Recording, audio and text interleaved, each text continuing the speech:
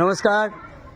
শিকারপুর প্রাথমিক বিদ্যালয় থেকে 2023 এডুকেশনাল ট্যুর আমরা শুরু করতে চলেছি। এখন আমরা এডুকেশনাল ট্যুরে বেরোবো।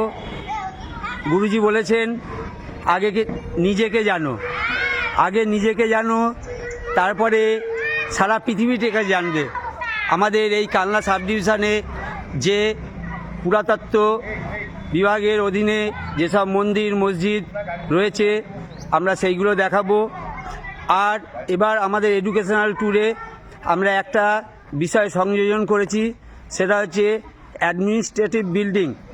আমরা চিঠি দিয়ে পঞ্চায়েত প্রধান, বিডিও স্যার, এইচডিও স্যারকে জানিয়েছি তাদের মহামূল্যবান সময় যদি আমরা একটু পাই, ছেলে মেয়েদের উৎসাহিত করেন, আমরা কৃতজ্ঞ থাকব।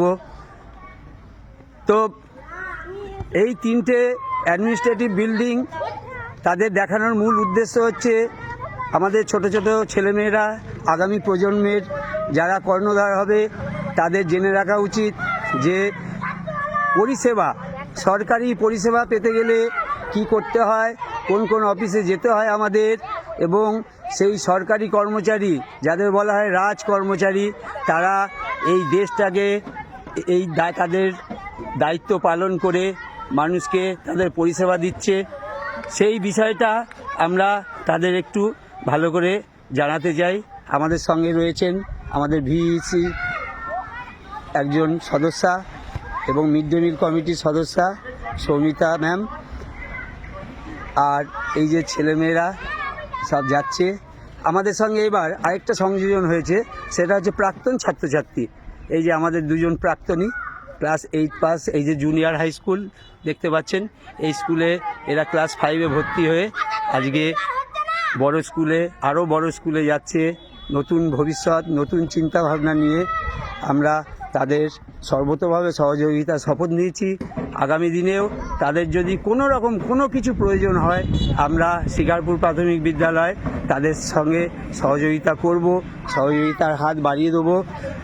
আমরা এই ট্যুরে আরেকটা বিষয় মানুষের কাছে জানাতে চাই, সেটা হচ্ছে 2024-এর ভর্তিকরণ।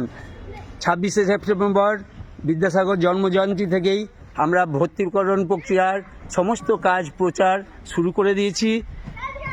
আমাদের কাজ এখনও চলছে।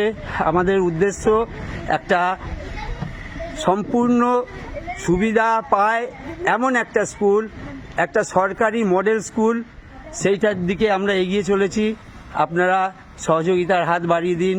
সমস্ত ছাত্রছাত্রী, প্রাক্তন ছাত্রছাত্রী, অভিভাবক অভিভাবিকা, গ্রামবাসী, প্রত্যেকের কাছে আমাদের আবেদন, আপনারা শিকারপুর স্কুলের সঙ্গে সহযোগিতা করুন, সহযোগিতার হাত বাড়িয়ে দিন। আমরা আমাদের উদ্দেশ্যে অবিচল আমরা এগিয়ে চলেছি। আপনাদের প্রত্যেকের সহযোগিতা ভীষণ ভীষণ জরুরি।